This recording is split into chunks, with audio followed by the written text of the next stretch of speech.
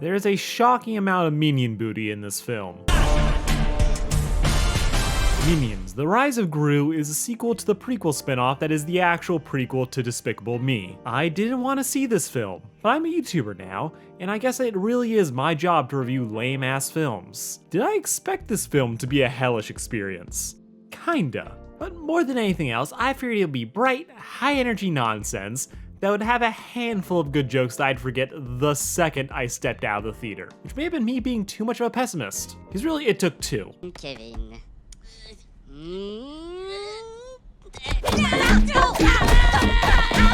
Now, I'm not gonna sit here and pretend that I'm the film's target audience, but unfortunately for me, the theater I saw this in was packed with all the god-awful kids this film is meant for. So I have their experience to also judge my thoughts on. Because even though I expected to groan through most of it, and I didn't, it also wasn't getting that big of a reaction out of the crotch dumplings kicking my seat. So I guess it wasn't all great for them either. Meaning I can talk a little bit of shit about this film before going into what I actually think it does well. I say a bad Gru on icing. I say This shot got the biggest laugh of the entire film. Make of that what you will. Minions: The Rise of Gru is about the Minions.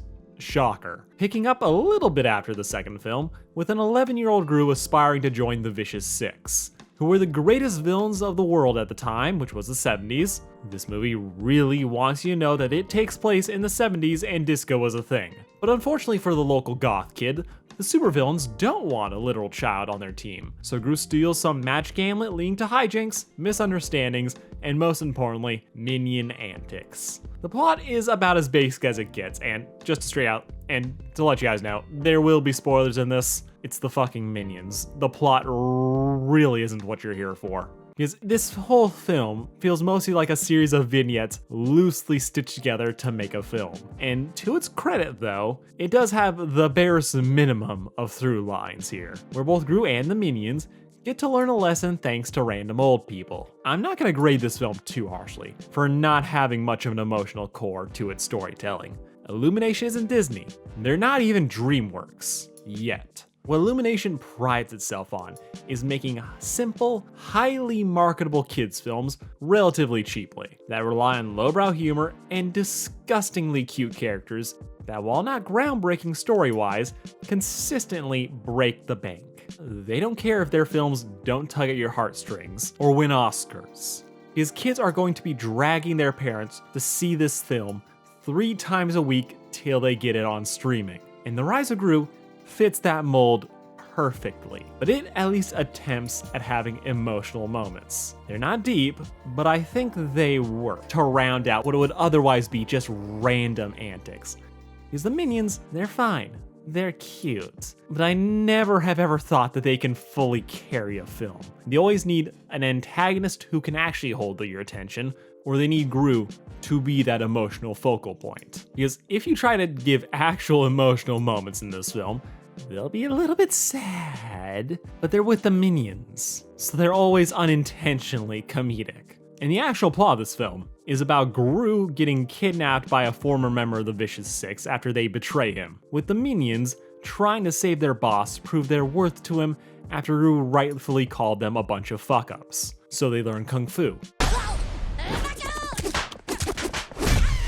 I will teach you. In the last 30 minutes. Everything before that is just scene after scene of the Minions trying to find Gru, with most of it being humorous and in the 70s, with the actual emotional moments coming from Gru getting Stockholm Syndrome, as his kidnapper turns out to be his favorite villain, who is actually in a bit of a dark place himself, as after getting kicked out of the group that he founded while being in the twilight years of his life, it all kind of just takes a toll, with him finding new meaning in mentoring his young fanboy in the ways of villainy, and that's honestly kind of sweet, and I really wish that the film was actually just about their relationship. As yes, the whole message of Gru's life is, oh, villainy can be so much fun if you do it with friends, telling him he should basically, oh yeah, go hang out with the Minions, because the Minions are all that matter. But no, the Minions, we see how he grows up, they are his employees. But if the actual story focused on these two and some fucked up villain version of Up, I could honestly love that because I actually really liked their scenes together. Because just even looking at Gru's basic home life, he's being raised by a single parent who doesn't give a shit. You really get the feels when you see this lonely kid find a parental figure that he can actually look up to. But unfortunately, neither of them are cute enough to get on lunchboxes, so that whole arc makes up less than 20% of this movie, if that. With the other 80% going out to not one, but two different Minion subplots. The one where the main trio of gibber speakers try and rescue Gru, who doesn't need rescuing. The second after the Minions start their training arc, with the other being about one Minion, even the other Minions find annoying, going on a road trip to get the MacGuffin, which I don't mind too much, because the locations really put the Addams Family 2 to shame in just how pretty they are. But it is very, very contrived. Anything that can happen that could extend the film happens.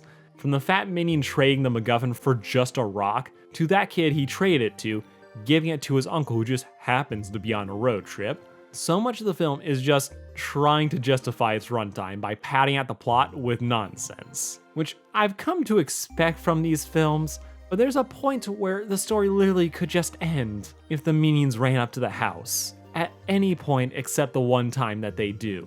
It's flimsy, it's not the worst thing I've ever seen, but you do have to turn your brain to say ignore it for large parts. But the one saving grace though is, for as weirdly extended as the plot is, the actual comedy of the scenes, it's paced pretty well. No, haha. I didn't find the film to be that funny. Again, it relies on a lot of basic, oh, look, a butt humor. Just the kind of humor that works great for everyone that isn't over the age of 8. But to me, it's fine. But this film, it's just not for me. I don't find it that entertaining. But the film never drags out any joke for too long. All of its scenes are fastly paced, so even the most jaded of adults can turn off their brain and let their eyes glaze over as the motion porn takes them. This film is designed to be stimulating for kids at all times, and to not drive anyone else in the room insane, which it succeeds at. I honestly thought I was going to be in agony or bored for most of this film. I had disgustingly low expectations for it. Not just because I don't care for Illumination, I just have never loved any of the Despicable Me movies. Like even the first one, which people will swear, yes, this was the good one. Everything after that, downhill. I'm just like, not really. This wasn't the film before they sold out. It's really about on the level as everything else that came after it. Only this one tries to have some depth, but never really achieving it. So in a sense, Rise of Gru is a fitting prequel to it. Moments of real potential you wish the film was about, only for the rest of the film to be lukewarm shenanigans. I say though that this film does have a ton of fun little callbacks and cameos to the rest of the series, though some of them make me question the timeline, as if I hadn't mentioned before, this film takes place in the 70s. Which actually makes for a pretty fun set piece, as it mimics the style, aesthetic, and just the music, which is very good. But because this takes place during Gru's childhood, you get those cameos. We get that evil banker guy. We even get a picture of his son, Vector, who is Gru's age, which makes me feel bad because I assumed he was like half of that. Like, good on Vector for having the baby face. Doesn't break continuity or anything.